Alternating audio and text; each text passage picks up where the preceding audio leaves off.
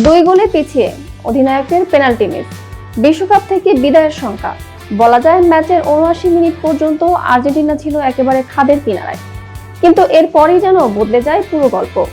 প্রশ্ন হলো, এটি কি শুধু একটি জয় নাকি লিওনেল মেসির আরেকটি বিশ্বকাপের মহাকাব্য? ম্যাচের শুরুটা ছিল দুঃস্বপ্নের মতো। কর্নার থেকে গোল খেয়ে পিছিয়ে পড়ে আর্জেন্টিনা, এরপর সমতায় ফেরার সুবর্ণ সুযোগও নষ্ট করেন মেসি।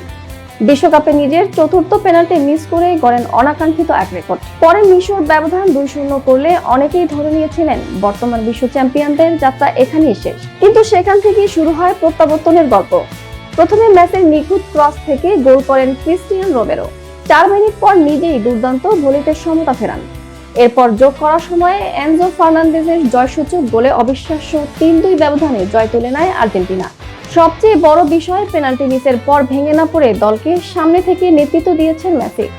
ম্যাচ শেষে তার চোখের জলই বলে দিয়েছে এই বিশ্বকাপ তার কাছে কতটা গুরুত্বপূর্ণ।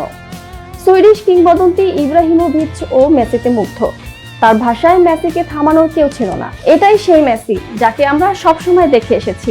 এই ম্যাচ আরো একটি সত্য প্রমাণ করলো, বিশ্বকাপে অভিজ্ঞতা, মানসিক দৃঢ়তা আর শেষ পর্যন্ত লড়ে যাওয়ার ক্ষমতাই সবচেয়ে বড় অস্ত্র। ৭৯ মিনিট পর্যন্ত যে দল বিদায়ের অপেক্ষায় ছিল, মাত্র ১৩ মিনিটে ৩ গোল করে সেই দলই এখন কোয়ার্টার ফাইনালে। আর্জেন্টিনার সামনে এবার সুইজারল্যান্ড।